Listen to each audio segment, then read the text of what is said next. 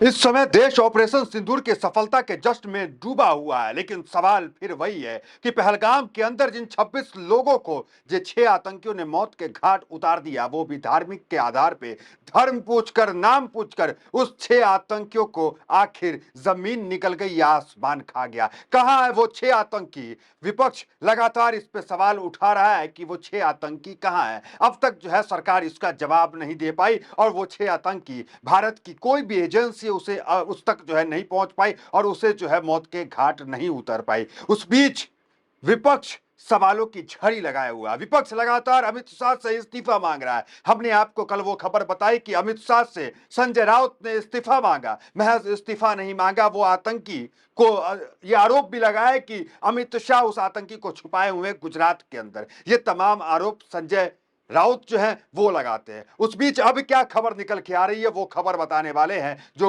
कहा जा रहा है कि भारतीय जनता पार्टी ज्वाइन कर लिए हैं ये 6 आतंकी, ये भी आरोप है और तमाम आरोपियों की झड़ी अब बीजेपी के ऊपर बढ़ता जा रहा है।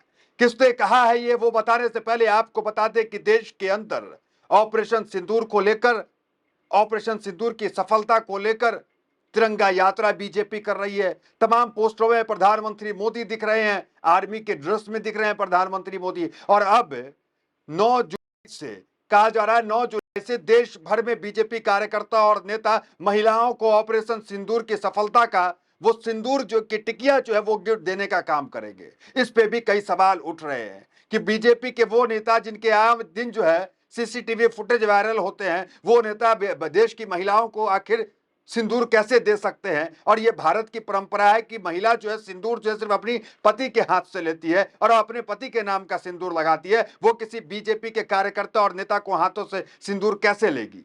ये सवाल अलग उठ रहे हैं और बीजेपी को इसको लेकर के भी सवालिया निशान उठ रहे हैं। ममता बनर्जी ने तो यहां तक कह दिया कि आप जो है अपने पत्नी को सिंदूर क्यों नहीं देते हैं। ये बात जो है ममता बनर्जी ने कर दिया।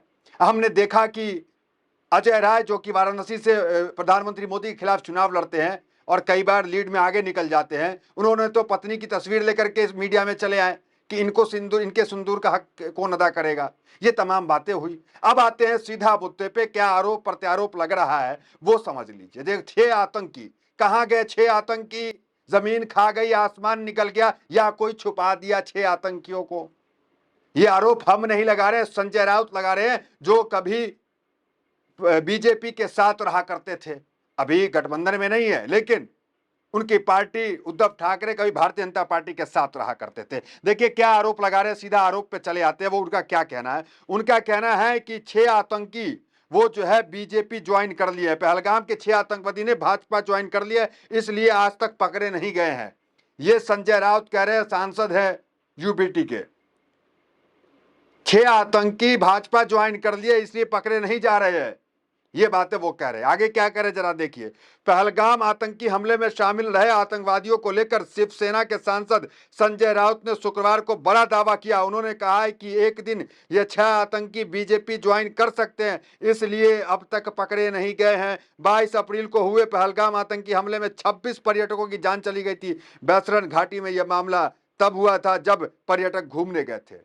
देखिए, देश में जो गृह मंत्रालय होता है, कश्मीर की सुरक्षा, कश्मीर क्योंकि आप जानते हैं फुल स्टेट का दर्जा प्राप्त नहीं है और कश्मीर की पूरी सुरक्षा की जिम्मेदारी देश के गृह मंत्रालय की होती है, गृह मंत्री की होती है, यूं कहें कि अमित शाह की होती है। और इस घटना वहां पे होती है और कोई जो है बीजेपी का चाहे अमित शाह जो है वो जिम्मेदारी नहीं लेते हैं।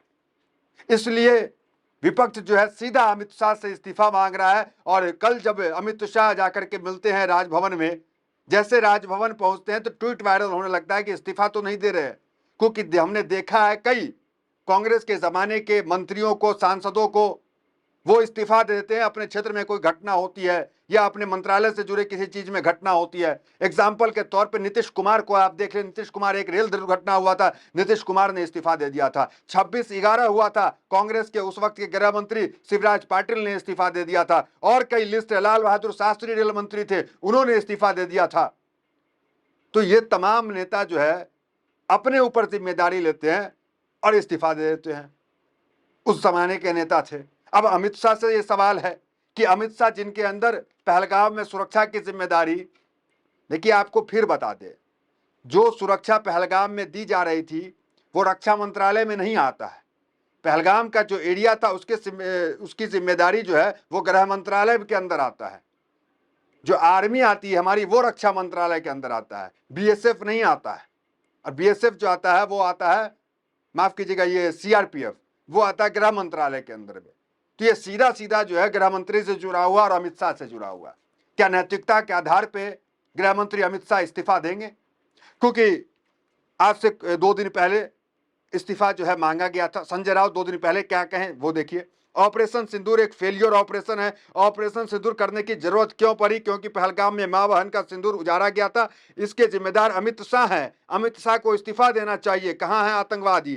क्या आपने आतंकियों को गुजरात में छिपाया है? ये बात भी शिवसेना कह रही है, महज शिवसेना नहीं कह रही है। हमने आपको कहा, ममता बनर्जी से लेकर राहुल गांधी से लेकर कांग्रेस सब ये सवाल उठा रहे हैं कि ये जो धूमधाम से, अभी देखिए प्रधानमंत्री मोदी बिहार पहुंचे हुए हैं, बिहार के अंदर जो है वो तमाम जो है ऑपरेशन सिंदूर की सफलता का जो है वो गुणगान कर रहे हैं। वो ठीक है, लेकिन जो आर्मी ने हमारे काम किए उस काम को लेकर इस तरीके से राजनीतिक लाभ जो है पहले कभी किसी प्रधानमंत्री ने नहीं लिया जो प्रधानमंत्री नरेंद्र मोदी ले रहे हैं। ये भी सत्य है। ऑपरेशन सिंदूर के डिजाइन का जो है वहां पे स्टेज बन रहा है, ये तमाम चीज देखने को मिली। अब आते हैं उस पे जो लिस्ट गुजरात से जो आतंकी गिरफ्तार हुए, जरा वो समझ लीजिए। देखिए, एक सहदेव सिंह गिरफ्तार हुआ पाकिस्तान से जासूसी करने के आरोप में। ये लिस्ट पहले भी बताया, फिर बताते। सहदेव सिंह हेल्थ वर्कर था। दूसरा शाहनवाज, पंकज कोटिया, दीपेश गोयल, परवीन मिश्रा, लाभशंकर, ये तमाम वो आतंकी हैं जो गुजरात से जो है गिरफ्तार किए गए।